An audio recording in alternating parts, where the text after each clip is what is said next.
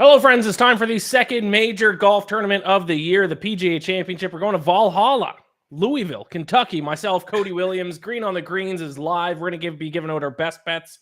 And hopefully, now is as good of a time as any for us to finally get hot with some picks, Cody. It's been too long. It's been a long time. I definitely feel like it's appropriate that we're going to Valhalla this week. You know, the Norse mythology, the land of slain warriors, and we've been fighting Gambler pretty damn hard over the past few weeks. I don't know if there's a better way to describe us than being slain warriors. So yeah, you're right. And I think Gambler, the gambling god, is part of Norse mythology. So I think all that lines up. So Valhalla, obviously a lot of storylines this week. Scotty Scheffler coming in after the birth of his first child. I actually just read, Cody, I don't know if you saw this too, but Ted Scott is going to be without his caddy on Saturday. His caddy is attending his son's high school, I think, graduation Friday night. So he won't be there for Saturday. So Scotty's going to have a fill-in caddy on Saturday. Obviously, the biggest story of the week is Rory McIlroy coming in off 2 straight wins. He's on a 10-year major drought, and now he's returning to the site of his latest win back in 2014, which was the PGA Championship at Valhalla. And then to add to all of that, he filed for divorce this morning. What does that mean? I don't know. But a lot of things going on in Rory McIlroy's life this week. And then we have the defending champion, Brooks Koepka. We have Xander Schauffele, who might finally win a major. Jon Rahm, pretty far down the odds list for Jon Rahm, 18-1. A lot of big stories heading into this week. Which one do you think sticks out the most to you? I think it's the top 3 just in tandem. I think it's like you have the top 3 favorites in Scotty Scheffler, Rory McIlroy, and Brooks Koepka. And they're all like chasing some form of history together. You know, like Scotty's trying to start, the Grand Slam this year. Like it seemed very much in the cards, but if there's anything that could throw it off, it'd be the birth of your first kid, not having your caddy, like your entire routine's getting thrown off. Rory, we're trying to see him get the monkey off his back. Ty Brooks with 5 majors. Brooks is trying to get to the 6 major club and go back to back at the PGA Championship. Only 2 other players. That's only been done 3 other times. He's one of those times that they did it at the PGA Championship. So like those 3 all chasing some form of history. That's kind of where I'm at. Like I think it really revolves around that trio. Yeah, absolutely agree. In terms of betting on Valhalla, you can add to it. I think it's a pretty straightforward golf course. Driving distance for the most part, small greens, so you're gonna have to be a good scrambler. Nothing really too complicated, like maybe some other courses. It is pretty straightforward. I know some golf architect nerds don't like Valhalla because it is kind of the same thing over and over. You got to be long off the tee, preferably straight. And you're going to miss some greens because of how small they are. So you got to be able to scramble well as well. So do you have anything to add in terms of what you're looking for at Valhalla? No, I mean, I think we've all heard the same things about, golf architecture people not thinking that this is a course that should be featured at a PGA Championship or something like that, basically. But I think that I push back on that just a little bit because one of the biggest comps is Quail Hollow, which we saw last week. And there are a lot of people who don't like Quail Hollow either. But I like Quail Hollow because I think it demands a test of the entire game. And that seems very simple, but I think you have to, like, yes, driving distance is at a premium, and it really does help you at a lot of these places. But I think at the end of the day, like, you have to be able to scramble a little bit. You have to be able to putt well. Like, you're not going to win a major championship if you don't putt well. That's just plain and simple. And you have to be, like you said, small greens. So you're going to have to be dialed in on approach. Like, it really tests the entire game. And that's what I want to see out of a major championship. Yeah. I agree. Also, one thing the Valhalla does really well, which is actually something that a lot of people don't really talk about golf courses for PGA Tour events and majors specifically, is these courses need to be able to host a lot of fans, which is actually, I thought, something that was missing at LA Country Club for the US Open last year. Where the course itself is a little bit interesting, but it didn't have the vibe at times of a major championship because they could only fit so many people, and it was mostly like members and friends of members, so it just didn't have the same vibe, especially when you're watching it on TV. So for a major, I'll take a little bit more of, arguably a more boring, straightforward course that it can at least fit a ton of people. I think I saw that there's going to be like 200,000 fans at the PGA Championship this week, so there's going to be a vibe at Valhalla. Oh, yeah. I was actually rewatching some of the 2014 PGA Championship this morning, and the vibe's incredible. Like, golf fans in Kentucky, shouts to y'all. If y'all come out and show out like that, this is going to be a great week of golf because it's going to be a lot of fun. And speaking of storylines, one we didn't even talk about, Justin Thomas, hometown kid, coming back to Kentucky to play at this major. So, and a 2-time PGA champion as well. So, like, another storyline that we can follow this week. Yeah, so let's get into our picks here. As always, we're going to give our best bets for top 20, top 10, top 5, and then our picks to win. We'll close off with closest to the win, which is we each pick a golfer with at least 100-1 odds to win, and the closer that the golfer that gets closer to winning gets a point between me and you. I'm crushing you and closer to the win this season. Absolutely leaving me in the dust. You got the win the last season of Green on the Greens. I'm now up 9-3 after Jake Knapp barely squeezed out Brendan Todd in our 2 close to the win picks last week. Neither of them played well as a non-cut event. They probably both would have missed the cut if there was a cut. But a non-cut event, I think Jake Knapp was T58 and Brendan Todd was T60. So, it was good enough to get me the win. I now take a 9-3 lead and close to the win. Just crushing you in this competition this year. Tough. And those were arguably our 2 worst closest to the win picks all year. Like, they were horrible. They were. And then just because it's a major, I think we'll close off the show with just going over some golfers that we didn't already mention or don't already mention in our picks. So we'll close off the show doing that. But let's get started with our top 20 picks. I like your guy already. Get into it. Yeah, I'm going with Benny On at plus 220 to finish in the top 20. I don't understand why he's at plus 220, but I'm going to take it if it's there. His last 2 starts are really highlight how well he's played in 2024, but he's been on a run throughout the entire year. He was solo third at Wells Fargo and T4 at the CJ Cup Byron Nelson. Was also T16 at the Masters. So he's played well in a major already this year inside the top 20. Statistically, when you break it down what you're looking for at this place, he's one of the best drivers in the game. He's 18th in weighted strokes gained off the tee, drives the ball really far, but drives it pretty accurately for how far he drives it. And he's 14th on weighted approach over the last 16 rounds as well. So he's ball striking the crap out of it. But the big thing with Benny On has always been his putter. He led the field in strokes gained putting last week at Wells Fargo. And he's actually positive over the last 16 rounds and positive for the year with his putter. He has found something with the putter. I don't know how sustainable it is long term, but right now he's putting well. And with how he strikes the ball, I think he's actually not just a top 20. I think at points during this week, I don't think by Sunday it's going to be the case, but I think at points this week, he's going to be a factor at the top of the leaderboard. Yeah, I like this pick. I see a lot of sharp golf bettors are liking Benny On this week. I agree that I do think the way to bet him is top 20 because I could certainly see exactly what you said where, he's in the mix heading into the weekend and then kind of falters, especially getting into the afternoon on Sunday. So I think top 20 safe, especially at plus 220. That's the way I would bet him. I would not mess around with him top 10 or anything better. I think he does have a solid showing, but I just don't think he quite has the game to truly be in contention on Sunday at a major. So, but top 20 at plus 220, love it. Yeah, I agree. I have him listed in my dark horse picks on fansided.com as an outright 66-1 is the best number I think I found on him. But I mean, I'm still a little hesitant of that just because of what we just talked about. Yeah. My top 20 pick, a lot of different ways I could have played this guy. I could have taken him as my close to the win. I could have taken him top 20, top 10, top 5, and my pick to win. I thought about just making him my pick for everything. That'd be pretty boring show though, to be honest. And if you saw my Twitter feed this morning and you saw the article that I tweeted out, then you know who I'm talking about. For the sake of the show, I'm going to take him to finish in the top 20. But I also bet on him at 150-1 to win. It is a guy I've picked several times already this season. It is Alex Noren, who I just can't get over his numbers. Let's start with the most obvious, strokes gained total. So if you've taken all strokes gained data, if you're a great golfer, you should be leading. And the guys who are in the top 4, it makes sense. Scotty Scheffler, Xander Schauffele, Rory McIlroy, Wyndham Clark. You got Scotty. I don't really need to add any context to that. Same with Rory. Xander, who, he hasn't won yet this year, but he's in the top 10 almost every single event. You got Wyndham Clark, who won Pebble Beach and has finished runner-up 2 other events.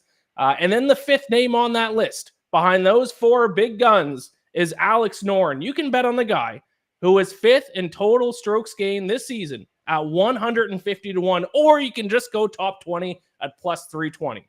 I have to place that bet. I have to do it. If I trust the numbers and the statistics and the metrics, Alex Noren should be way shorter odds this week than 150-1. You're never going to get a guy again who's 5th in total strokes gained at 150-1. Now, does he win? I mean, I bet him, but probably not going to win. Valhalla probably is a little bit too long for him. He's not the longest driver of the golf ball.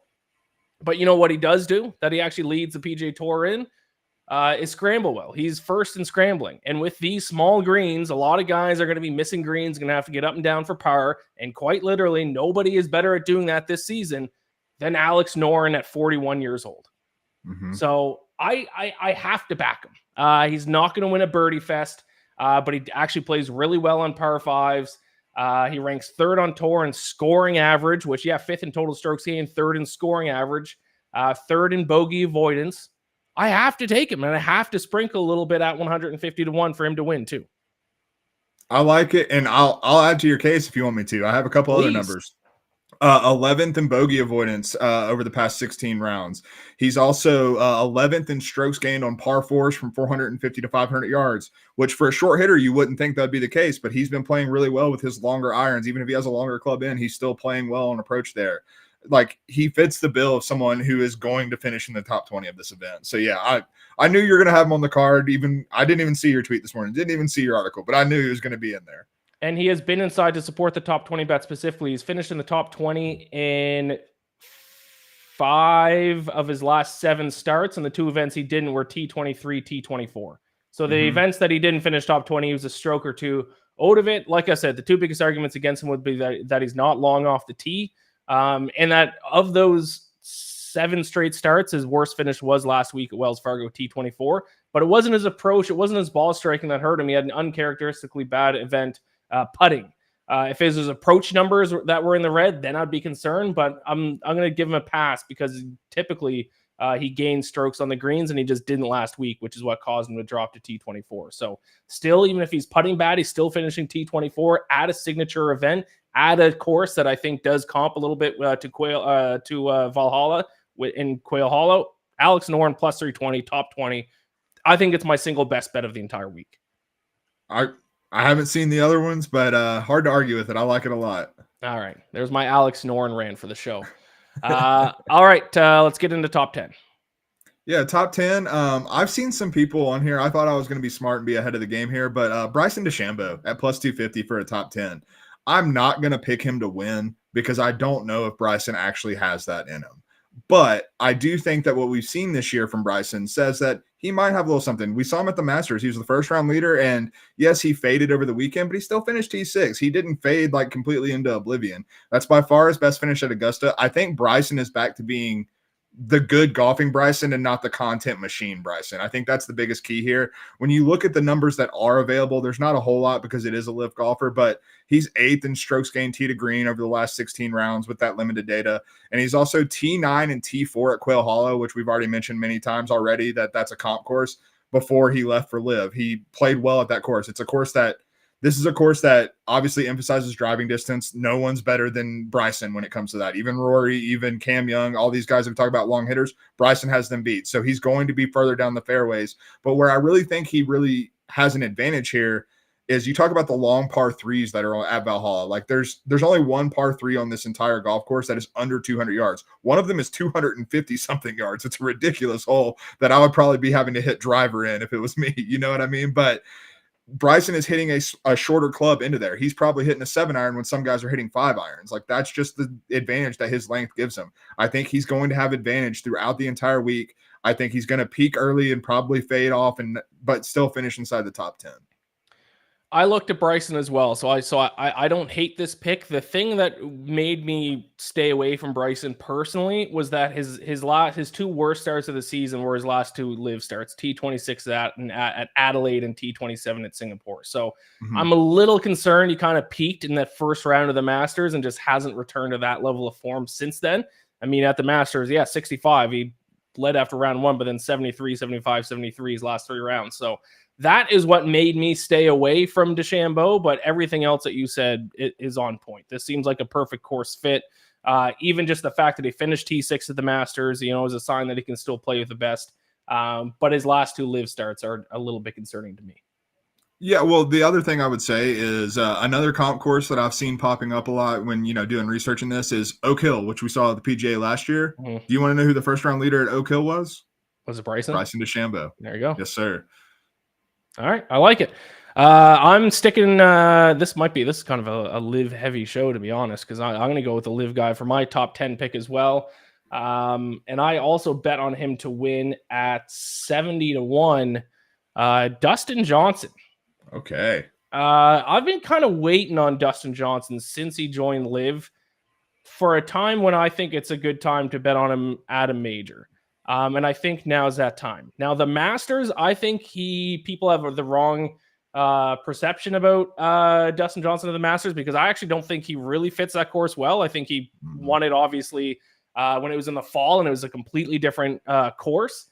I think he's more of a PGA Championship US Open type of golfer, and he's coming into this off a T7 at Liv Singapore. So a lot of people are talking about Brooks Koepka, obviously coming in off win at the last Liv event, but there are also some other big name guys who also played well at Singapore. So he might be rounding into form at the perfect time heading into this week as well. And you're talking about a long driver. Obviously, that's DJ. Obviously, that'll fit well for him at Valhalla. Didn't play here in 2014. But yeah, coming into good form, and it's just a big price on a major winner, a guy who, when he's in good form, can compete with the best. So 70-1 to win, plus 450, top 10, DJ. Thoughts on DJ? I don't hate it. It's not my favorite pick on the board, but I will touch on something you said about Brooks Koepka, and it relates to Dustin Johnson. People are overreacting to the Liv Singapore win, and I can't get over that, because you know who won the last Liv event going into the PGA Championship last year? It was Dustin Johnson. You know where he finished? Outside the top 50. So I think we're overweighting what that actually means, because it is Liv golf, and I think Liv results are a little bit fool's gold if you fall into that. But I do think T7 shows some good form, and I think T7 is the range where I'd be more optimistic than someone just winning one of those events, because that doesn't mean anything to me. I think what happened last year with Brooks Koepka winning the last Liv event and then almost winning the Masters and then winning the PGA Championship, I agree, has kind of overvalued our perception of form in Liv placings. But then also, I mean, what else do we have to base off of these Liv golfers? We have, major results, we have recent form, and then we have some shoddy data from these events that I don't really know how much I trust it. So if you're going to pick a Liv golfer, you do kind of have to look at something, and at least, recent form a little bit with where they're placed is something. But I agree, it's not like, well, I'm not betting Brooks Koepka. And one of the reasons is I'm not convinced that just because he won Singapore means that he's going to win the PGA Championship. At his current price, not a guy I want to bet on. We can touch on Brooks later. But then you talk about Dustin Johnson, who, I mean, T7, he didn't win. It's at least playing some kind of decent form, but then you're getting 70-1 on him, or plus 450, finish top 10, which is a little bit of a different animal than Koepka 14-1. Yeah, someone as talented as DJ is, I think that's you have to give that price a long, hard look for sure. Right. It's like a golfer's stock is dropping, and then you're trying to figure out the time that you want to buy low on him. And I guess this is me trying to buy low on Dustin Johnson, is basically how I'm summing up that entire pick. I love it. I can't wait for Victor Holland to get to that point so I can buy low on him. Because that's still dropping. And this is not a week I would bet Victor Hovland either. No.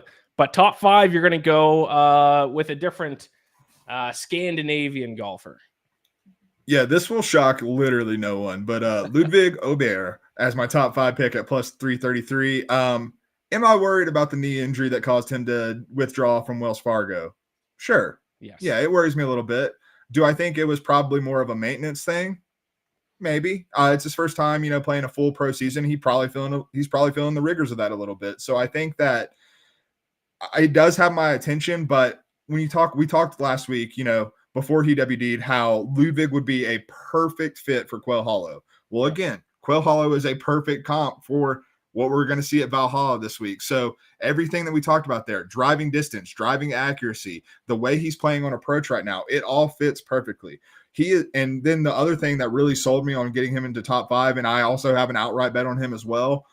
He's 3rd in strokes gained putting on bent grass this year, which is what these greens are. So this has been his best putting surface. So you have the short game working there. But when you look at weighted strokes gain, for those who don't know, weighted strokes gain takes into account like field strength and things of that nature to kind of give you a better, like if you gain a lot of strokes at the Myrtle Beach Classic, it doesn't mean as much as gaining strokes at the Wells Fargo. That's kind of what weighted strokes gain is going to factor in. He's actually 1st in strokes gained approach over the last 16 rounds and weighting strokes gained approach. Better than Scotty Scheffler. Barely, but better than Scotty Scheffler. And then he's 2nd in driving and weighted strokes gained. So I think that his game just fits absolutely perfect for what we're looking for. He's started to smarten up with how he plays golf courses. He's 4th in bogey avoidance over his last 16 rounds, which the bogeys were kind of a problem when he first turned pro. That's becoming way less of an issue. I think Ludwig is really primed for something. We saw how he competed in his first major ever at Augusta, a place where course history is so important, and he finished 2nd.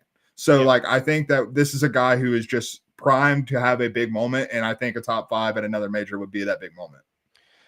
Yeah, I'm not going to argue with that. My only pushback would be withdrawing last week is concerning, especially for a guy that young. I mean, if it was a no-name event and he withdrew, I wouldn't be, as concerned. But the fact that it was obviously a signature event, a lot of money on the line, he withdrew. Little concerning, little bit concerning. Little bit. Enough for me to stay away from Ludwig. But other than that, obviously everything else you said is right on the nose. I do think he would probably be bet down. The value would be bet down or bet out of this pick if he had, like, if the WD wasn't a factor. Like, I think I'm getting a little bit of value because of that, and I'm willing to incur the risk to get that value. Sure. Yep. Don't disagree with that.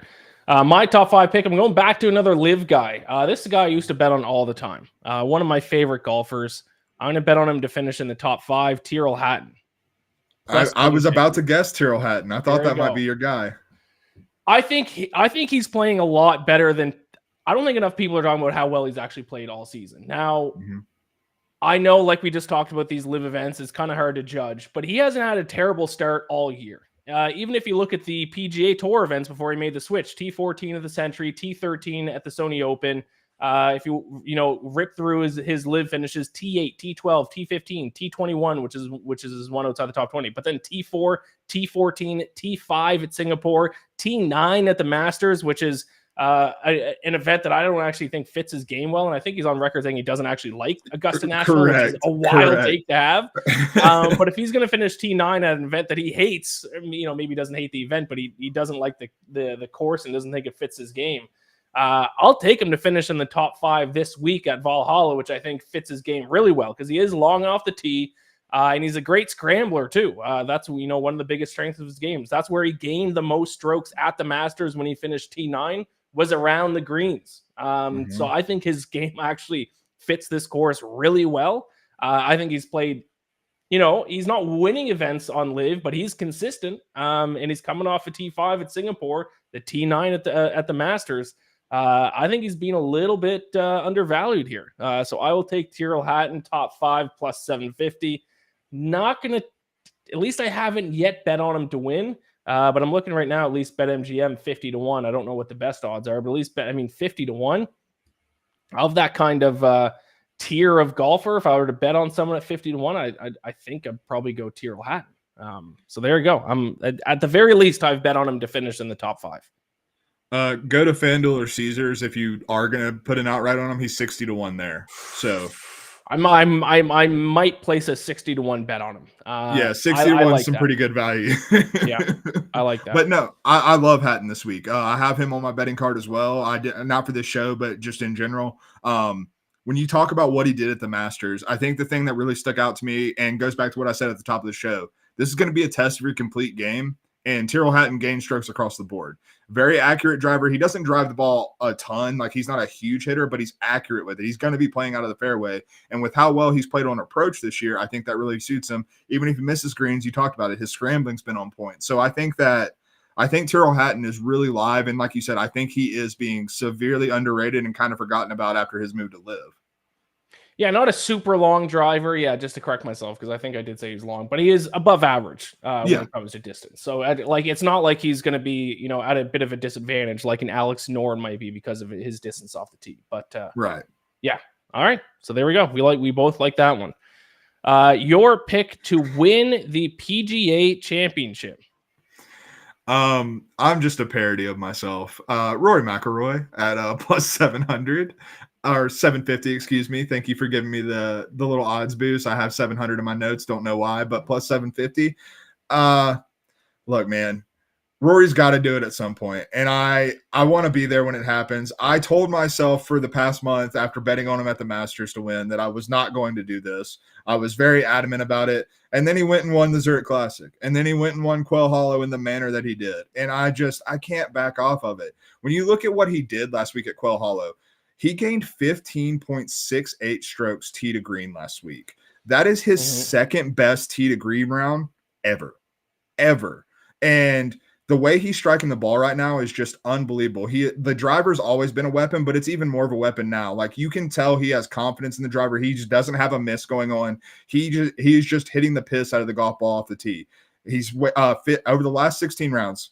This is just, statistics I think are important this week, and I think he's just checking all the boxes that I want to see. He's fifth in weighted strokes gained off the tee. He's second in bogey avoidance, which we talked about earlier in the year was a big problem for him. He solved that. He's not putting big numbers on the card anymore. He is absolutely limiting his mistakes. He's eighth in sand saves. His short game has been absolutely dialed. He's also gotten a little bit of hot with the putter. And on top of that, he's 18th in strokes gained on par fours from 450 to 500 yards. The profile looks exactly like I want it to, regardless of the name associated with it. It is the exact type of player that I would want to pick at Valhalla. And then you throw in the 2014 win here. Like, we know he can win here. We know the vibes are going to be good. And he mentioned it last week at Quail Hollow. One of the reasons he has such success at Quail Hollow is because he feels comfortable there. Well, how are you not going to feel comfortable at a place that you've already won a major championship? So I think that everything is shaping up for Rory. The divorce doesn't worry me at all. In fact, I think it might help him. Maybe he's just wanting to go play golf, get out of the personal stuff, get out of all that. I'm setting myself up for immense disappointment. I can see him and Scotty Scheffler being in the final group and him losing. Like, that's something I could very much see happening. But I have to trust what my eyes are telling me. My eyes are telling me that the Rory McIlroy that's capable of winning a major is playing golf right now.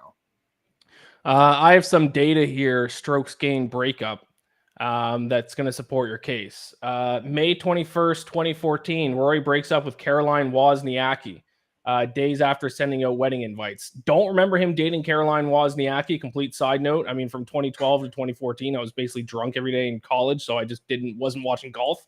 Didn't know he dated Caroline Wozniacki. What a power couple that was. Right? Yeah, absolutely. But anyways, they broke up May 2014. July 2014, Rory wins the Open Championship. August 3rd, he won Bridgestone. August 10th, 2014, he won the PGA Championship at Valhalla. Now he files for divorce. I'm just saying. 10 years later, Valhalla, PGA Championship. There's some strokes gained breakup to kind of support Rory McIlroy this week.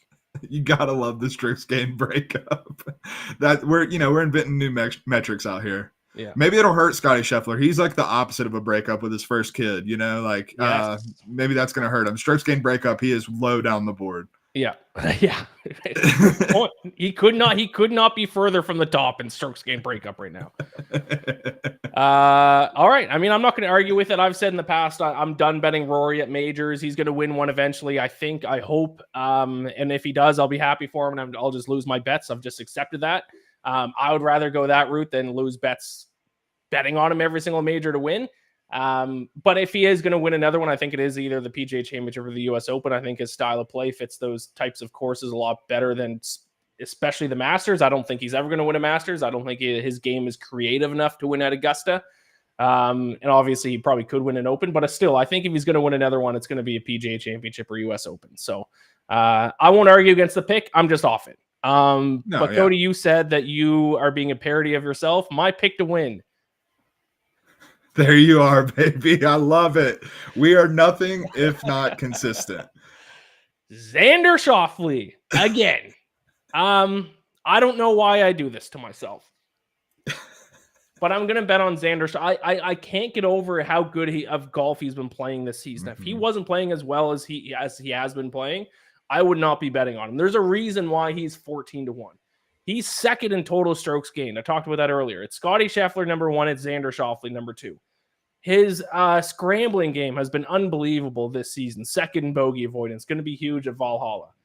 His long irons have been good. I'm pretty sure the best in approach of 200 plus yards out. I think he might lead in par 5 scoring. If not, he's right up there in par 5 scoring as well. He's been playing unbelievable. His style of play fits Valhalla to perfection. It has to be a matter of time before he wins a major. Now, maybe I bet on him to win the Masters. Maybe there's just too much pressure that comes with Augusta National. I got to get off him at the Masters. If he's going to win a major, it feels like it's going to be like a PGA Championship, the least important of the 4 majors.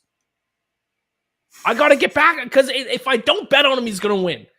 So I'm going to do it. I have to have money on Xander when he wins his first major. He's just playing too well, Cody. I can't stop. I mean, I'm not going to argue with how well he's playing. However, I will say it takes a bold man to bet on a guy who infamously is probably the better word, can't win a major, hasn't won a major, won't win a major, whatever term you want to use for it, the week after he got run down and left for dead at Quail Hollow. I did not bet on him last week, and he was leading, in the first couple rounds, and people were texting me, "Oh, like you didn't bet Xander, and now he's going to finally win." And I said with full confidence, he's not going to win. He's going to choke it, and someone's going to catch him. He's not winning. I said that with full confidence, and that's exactly what happened. It was a classic Xander meltdown, and now here I am a few days later betting on him to win a major. I'm sick. Again, though, like your points about how good of golf he's playing, they're not lost on me. He is playing like a top 3 player in the world. The problem with that, I say top 3 player in the world. Top 3 player on the PGA Tour is probably the more apt term for that, just to give the live guys some credit. But the other problem with that is that Scotty Scheffler and Rory McIlroy exist. And that's who he's, that's a tough scene to be. And those are guys, much more so Scotty than Rory, to be very clear, but they're killers, man. And Xander, we have not seen him be a killer. It takes a killer to win a major championship. That's why I think Brooks Koepka has been so successful in major championships, is because he has that. He always talks about having that athlete mentality, that killer mentality. And we just have not seen that from Xander. I saw a graph tweeted out by Byron Lindeck, if I'm mispronouncing his last name, at the Model Maniac. It's last 100 rounds stroke gained rankings and then wins. Number 1, Scotty Scheffler, leading in strokes gained, 5 wins. Number 2 in the last 100 rounds, and this includes at least Jon Rahm's on here as well. Number 2, Xander Schauffele, 0 wins. Number 3, Rory McIlroy, 4 wins. Jon Rahm, 3 wins. Victor Hovland, 3 wins. And then Xander's clone, Patrick Cantlay, is 6th on the list with 0 wins. And then Fleetwood has 1 win. I guess this is counting European Tour as well. And then Ludwig coming in with 2 wins. And he doesn't even have 100 rounds measured yet. He only has 93. And he has 2 wins. So, I mean, it's either he's due to win one of these majors or he's just never going to win. Mm-hmm. I do agree with your point that I think it's more likely that he wins one of these than it is a Masters. But I think the image I have stuck in my head, I don't know. Did you watch his post-round press conference after Sunday at Wells Fargo? I did not. It looked like a man who had been beaten down by life. And that's not the vibes I want going into. Isn't it fitting this is the guy that I cheer for and this is the guy I bet on?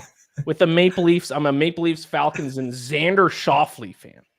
They really are he really is the Maple Leafs of the PGA Tour. He is the Toronto Maple Leafs of the PGA Tour. I can't think of a better comparison. That's unfortunate for you. Yeah. And just like the city of Toronto or the country of Canada, we only show up at the Olympics, just like Xander. Olympic gold medalist. Olympic gold medalist. People forget. All right, so there's our top picks. Let's get to closest to the win here. So once again, golfers who are at least 100-1 odds or longer. Who do you got?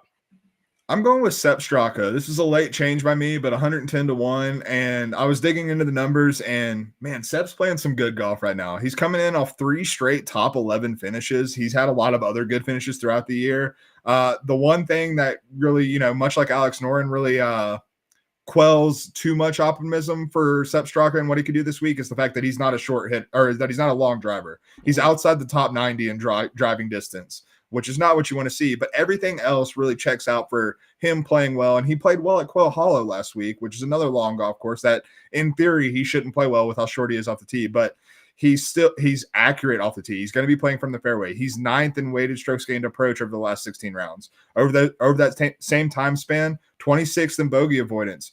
He's 2nd in the field in strokes gained on par fours, measuring 450 to 500 yards. He can get hot with the putter. I think it's a profile that just makes a lot of sense for him to flirt with that top 20 finish, to get into that type of range. And so I think that I don't really think Sepp Straka has a chance to win, but I think he has a chance with the way he's playing right now to finish well.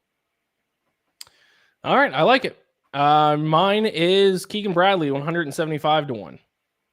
There you go. He's been playing pretty consistent golf. T22 at the Masters, T55 at RBC Heritage, T21 at Wells Fargo. He's won a PGA Championship before. It's been a long time, but he did win one. When was it? 2011, I think. 2011 or 2012. I can't remember which one. And he has been striking the ball really well lately. He's gained at least 1.35 true strokes in the last 3 events with his approach game. I don't think he's going to win. I'm not going to bet on him to win. But if we're just talking about guys 100 to 1 odds or longer, who I think can get me a win here in this competition, I think Keegan. I mean, I'd probably bet him like top 30. I don't even know if I'd bet him top 20, but top 30. If I can bring up his odds here really quick. Final placement. Well, I have top 40 in front of me right now, and you can get him at plus 150 to finish in the top 40. Love it. Love that. Yeah. So Keegan Bradley, consistent as they come. The one thing, like, I agree with everything you're saying about Keegan, who he's been as a player. Also, that major was his major debut and he won it, and it was 2011. I just looked that up real quick. He's paired with Tiger for the first 2 rounds, and that always worries. So what? I like that. Oh, I dislike it. I think it's bad for players when they're paired with Tiger, because the golf world, he really is the epicenter of the golf world. Like, everything emanates around him, and I don't feel like that's Keegan Bradley's vibe necessarily. Sure. I will say Tiger Woods is oddly enough flying under the radar this week. Not many people are talking about Tiger Woods. Everyone's talking Rory. Everyone's talking Scotty, Brooks. Like, Tiger Woods is like the 4th or 5th story this week, which is kind of crazy. I think it's because we all kind of know what's going to happen. He'll have some flashes, but ultimately, he'll either barely make the cut or barely miss the cut. He'll hobble around, and if he does make the cut, he might withdraw at the end of the day on Saturday.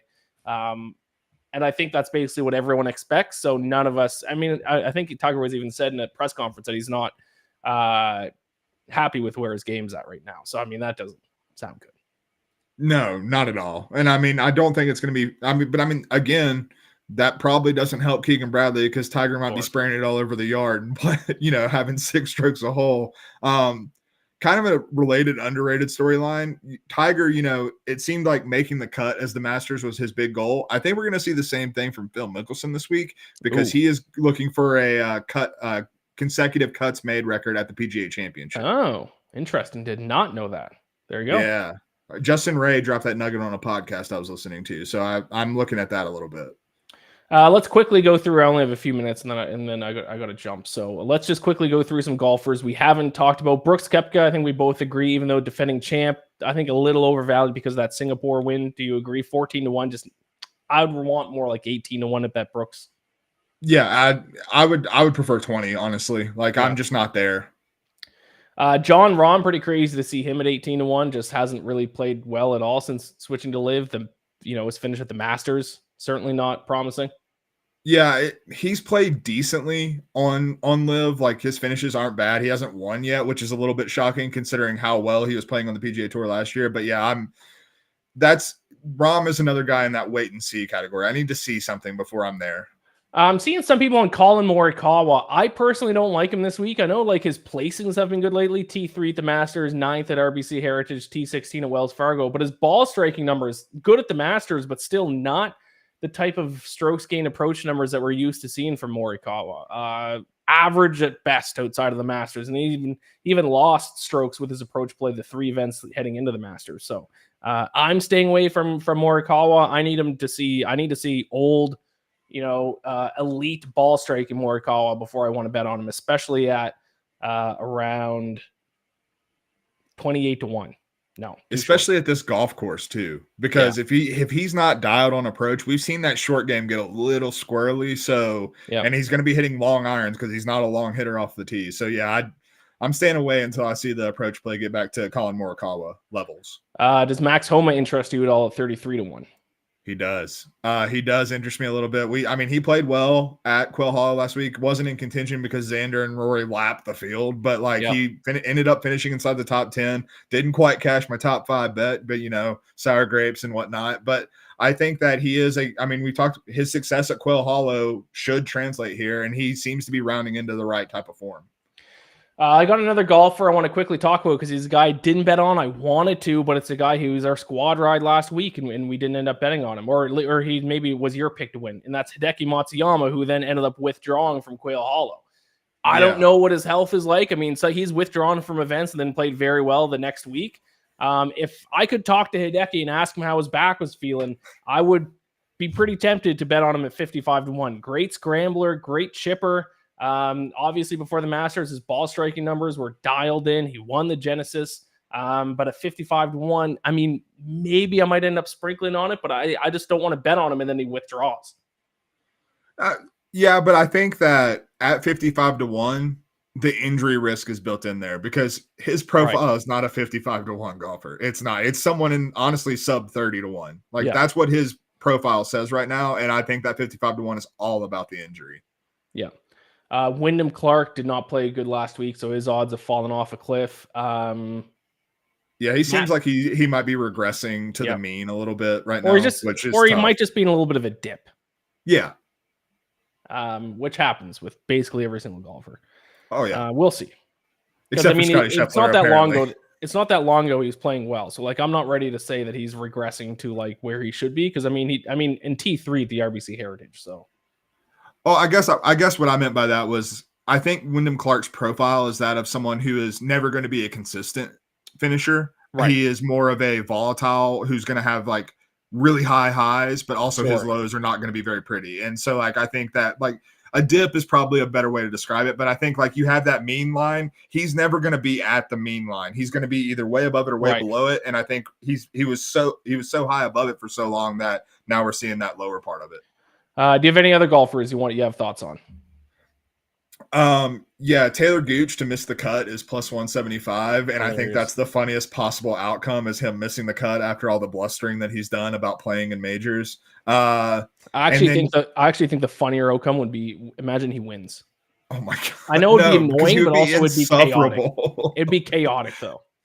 In the content business, it would be electric. That would be absolutely wonderful. And then one other thing that I had, you mentioned him. I didn't know you were going to have Tyrrell Hatton in your picks, but he's minus 130 in a matchup against Jordan Spieth on BetMGM. I am smashing that. You have to. Wow. Yeah. Minus 130, he should be minus 180. There's no doubt about that. You also said you had a first round leader that you like too. Yeah, I've already mentioned him. Bryson DeChambeau. Oh, right. Bryson, you're going to, Yes. Yeah, Bryson is first round leader, 35-1, I believe is where I found him. And yeah, love the value on that just because he was the first round leader last year, but he was the first round leader at the Masters. This guy is going to come out guns a-blazing. I don't know how it's going to end, probably not with a win, but I do think that he is going to be in contention early. I like it. Yeah, Jordan Spieth. Miscut at Masters, T39 RBC, miscut at CJ Cup Byron Nelson, which was a bad field. I'm pretty sure he's the favorite there, and then T29 last week. So you can take Tyrrell Hatton. You said minus 130 to beat him in a tournament long matchup. Yeah. That might cash Friday night when Spieth misses the cut and Hatton easily makes it. That's what I'm saying. I'm going to hammer that. It's also, going back to storylines, Jordan Spieth still needs the PGA Championship for the career Grand Slam, and I know he feels that pressure, and he's not playing well right now. So you throw in that factor, I'm fading Jordan Spieth any way I can. Really quick, Mizuho America's Open, the LPGA event is this week. It's a shame it's the same week as the PGA Championship. I believe I will be there for at least Thursday to watch it in person. Rose Zhang is the obvious bet. I have my write-up with my 3 picks over on fansided.com/betsided. I wish she didn't, birdie 4 of her last 5 holes to win last week. Because not only would I have won a Madeline Sagstrom 50-1 ticket, but I think Rose would not be 16-1 this week. She'd probably be more 20, 22-1. So regardless, still going to pick her. She won this event last year and she won last week, and Liberty National fits her style of play perfectly because you don't have to be a long driver to win at Liberty National. So Roseng 16-1 is my best bet to repeat both in back-to-back weeks and repeat as the champion of this tournament. I got 2 other picks, but Cody, you said you took a quick look, and one of them was one of my other picks as well. Yeah, and I'm gonna butcher her first name, and I apologize for that. But Ruoning Yin. Close enough. Yeah, we're getting close. But anyway, I like the profile. The tee to green profile is where I want it. She played well last week too. She was, miles behind Sagstrom and Zhang, but so was everyone else in the field. But she played really well last week, and I think her game really fits it. And I like the value. It's over 30-1, like 33-1, I think. Yep, 33. Yeah. So yeah, that's where I'm going. And like I said, when I'm not the LPGA handicapper you are, but when I look at the numbers, I then go and cross reference with your picks to see if we're seeing the same things. And turns out we are this week. So yeah, if you want a Roseng-esque golfer, but at longer odds, it's and I don't know how to pronounce it either, Ruoning Yin, because she is also, like Rose, not a long driver of the golf ball, but that's not going to hurt her at Liberty National. But she is a fantastic ball striker and gained 8.46 strokes in the field with her approach play last week. So her irons were getting dialed in. They were a little cold at the start of the season. They're getting dialed in. So yeah, if you want a Roseng-esque golfer at some longer odds, it's Iain at 33-1. And then I have one other pick that if you want, you have to go read my article, which I did tweet out earlier today as well. Cody, any final thoughts before the PGA Championship tees off on Thursday? Is it weird that I'm more excited for this than I was the Masters? Because I kind of am. I think there's more storylines. No, I don't think it's weird. I think it's just such a juicy week with everything going on in golf. I'm excited to see. I mean, it's rare that we see so many great golfers who are compelling golfers in their own right in this type of form coming into this event, or in horrible form. When you look at Jordan Spieth, Victor Hovland, Patrick Cantlay, guys like that, like. There's so many. I can't wait for this week. I'm so excited. Yeah, I mean, the Masters is always Augusta National. There's certain magic that comes with that event. But in terms of just storylines with everything going on in the golf world and everything going on with the top golfers this week, there's more storylines this week than there was at the Masters for sure. So it's going to be fun. Be sure to follow us on Twitter at IainMacBets and at the Sizzle 20. Subscribe to the BetSided YouTube channel. Be sure to like this stream. Good luck with all your bets this week. Gamble or bless. And we'll be back next week for the Charles Schwab Challenge, baby. Charles Schwab Challenge. That's what it is. All right. Good luck this week. We'll talk to you then. Later.